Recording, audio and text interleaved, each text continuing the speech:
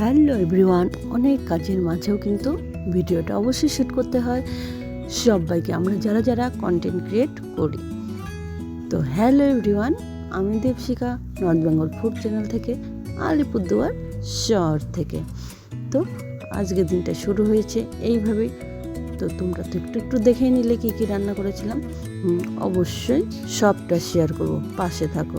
তো রেডি হয়ে গেছি, কারণ আমার কর্মজীবন শুরু। হাজব্যান্ড যখন ডিউটি যায় তখন আমাকে বাবা মায়ের দুটো দায়িত্বই পালন করতে হয়। না এমনটা না, ঠিক যখন বর থাকে তখন আমি জাস্ট মহারানী, কারণ আমি তখন কিচ্ছু করি না। আমাকে ও জোর করলেও আমি বলি আমি যাব না। কেন কি সারা সময় কাজ করতে করতে একটা সময় আমি হাঁপিয়ে উঠি। তো পুরো ভিডিওটা দেখবে, আশা করি ভালো লাগবে, আর অবশ্যই পাশে থাকবে। তো গেছিলাম পুজোকে স্কুলে দিয়ে বাজারে। তো এসে একটু চেঞ্জ করে একটু কাজ ছিল, সেগুলো করে তারপর আবার ড্রেসটা পরে নিয়েছি। কেন কি আমার কাটা বাছা ধোয়া হয়ে গেছিলো, তাই জন্য আমি তাড়াতাড়ি ওই তোমার গিয়ে আবার ড্রেসটা পরে নিয়েছিলাম স্কুলে যেতে হবে বলে। তো যাই হোক, সমস্তটা শেয়ার করব, যতটা পাচ্ছি ততটা শেয়ার করব। তো সবাই দেখো, ভালো লাগলে অবশ্যই পাশে থেকো। তো এনেছিলাম তো হাঁসের ডিম, সেই ডিমটা আমি বয়েল করে নেব। আর কী রান্না করব সেটাও কিন্তু শেয়ার করব। ব্যাপার হয়েছে, ছাদের মধ্যে কিছু শাকের গাছ হয়েছে ছোটোখাটো, তো আমার একার জন্য হয়ে যায়, মানে আমি আর ছেলেরা তো সেরকম একটা শাক খেতে চায় না, মানে বাচ্চারা। তো আমার জন্য হয়ে যায়, বড় ছেলে তাও একটু খাবে, কিন্তু ছোটরা তো কোনো সবজি হোক শাক হোক কিচ্ছু চলবে না। তো স্কুল থেকে এসে হাঁপিয়ে উঠেছি, তো একটু ফ্রেশ হওয়ার জন্য একটু চা করে নিলাম।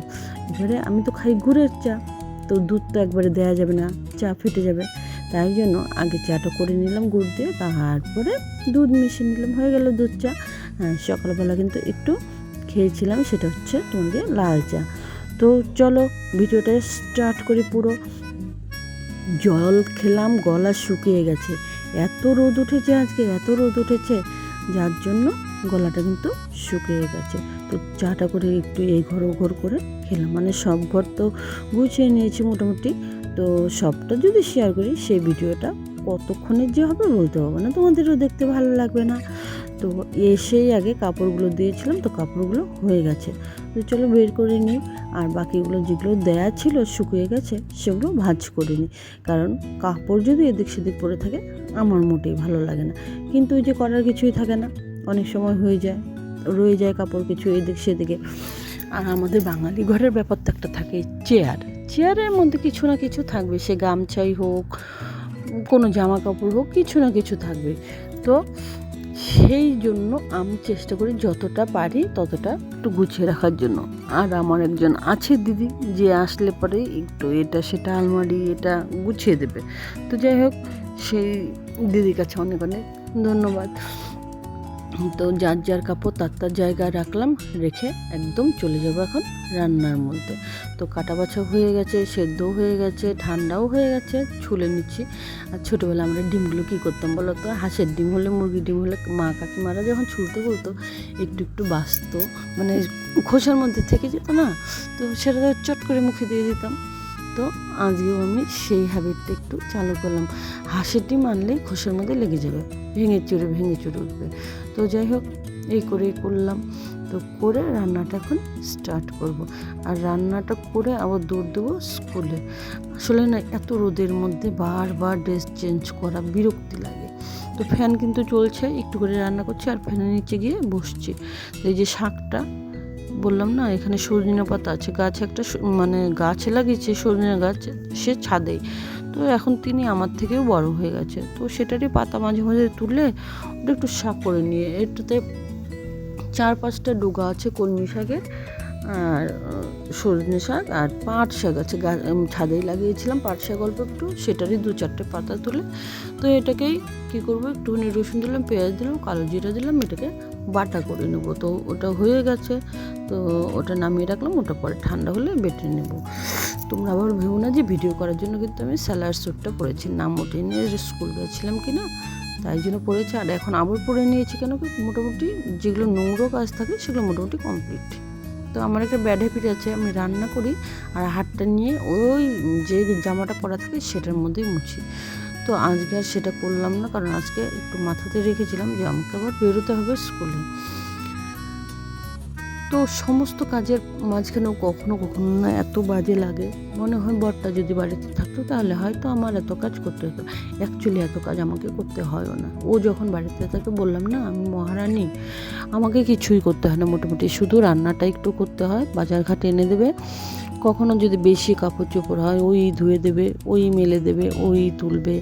তো এটা আমার না একটা, ও আসার পরে আমি মানে মাসখানেক পুরো তোমার গিয়ে ওই হয় না বিকলাঙ্গদের মতো, আমি ওরকমই একটা ব্যাপার হয়ে যায়। আমি ভাবি ও চলে গেলে আমি এই কাজগুলো করতে পারবো তো, আমি পারবো তো, টেনশন এসে যায় মাথাতে। যেমন ধরো মোটামুটি গাড়ির কথাই বলি, গাড়িও চালাতে গেলে আমার ফার্স্ট ভয় লাগে যে আমি এতদিন গাড়ি চালাইনি, এখন পারবো তো, আমার দ্বারা হবে তো, কিছু লাগিয়ে ঠেকিয়ে দেবো না তো, কারণ সাথে তো আমি একা চলে না, পুজোও চলে। তো যাই হোক, সেটা তো আলাদা কথা, পরের কথা। তো এমন করেই চলছে।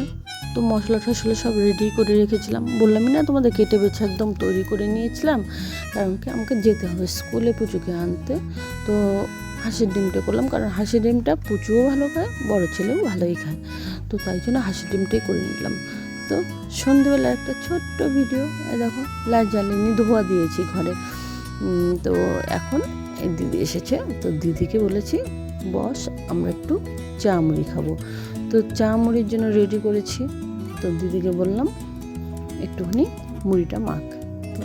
ওই যে বলেছিলাম এনেছিলাম না হাতে পাকে, আম পাকে জাম পাকে হাতে হাতে নাকি কী যেন নাম, ভুলেই গেলাম, এটার নাম আমার মনেই থাকে না। তো যাই হোক, ওটা খাচ্ছিল দিদি, দুখানা নিয়েও গেল বাড়িতে। দিদি বাচ্চা কাচ্চার জন্য বলছিল যে নিয়ে যাই, ওরাও তো কোনো দিন দেখেনি, খেতে পারবে, তো নিয়ে গেল। তো এই যে একটু চা করে নিলাম, এবারে চা খেয়ে মুড়ি দিয়ে তারপরে যাবো রাত্রে রান্না করতে। আর বিকেলবেলা বাবা ফোন করেছিল, বাবা বলতে আমার দাদার ছেলে যে পিপি আমি কালকে আসবো। তো যাই হোক, বাবা আসুক, তারপরে ভিডিওগুলো তোমাদের জন্য শেয়ার করব। তো এই হচ্ছে আমার ডেইলি লাইফের একটা পার্ট, যেটা আমি পেরেছিলাম আজকে কিছুটা সময়, তো তোমাদের জন্য একটুখানি শেয়ার করে রাখলাম। অবশ্যই দিদির কাছে শুনে আমি ভিডিওটা এডিট করেছি, কারণ দিদি না বললে আমি করতাম না। তো আমরা মুড়ি খাচ্ছি, আর মুড়িটা একা কিন্তু খেতে ভালো লাগে না, 2 4 জন 5 জন 6 জন হলে পরে সেই মুড়িটা খেতে খুব ভালো লাগে।